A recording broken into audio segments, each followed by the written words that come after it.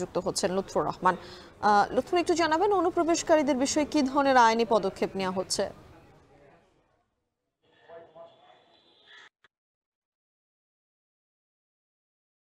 পঞ্চগড় সদর উপজেলার হারিবাসী ইউনিয়নের সদর উপজেলার হারিবাসী ইউনিয়ন বরাবর সীমান্ত সেই সীমা 4টার দিকে এই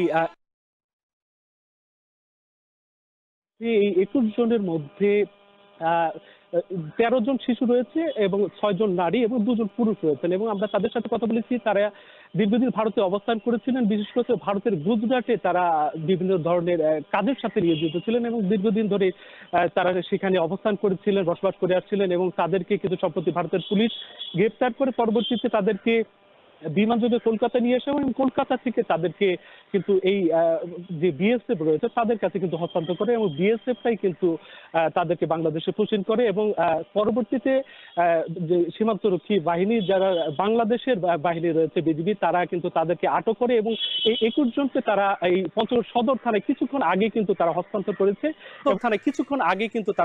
করেছে এবং তাদের বিরুদ্ধে যে আইনি প্রক্রিয়া এবং তারা যে অবৈধভাবে তাদেরকে যে বাংলাদেশে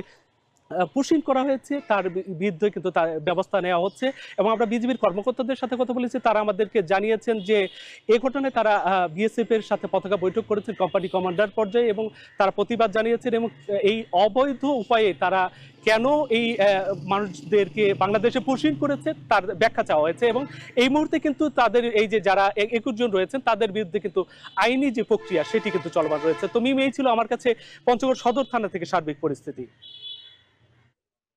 পঞ্চগড় থেকে সরাসরি যুক্ত হয়েছিলেন সহকর্মী লুৎফর রহমান।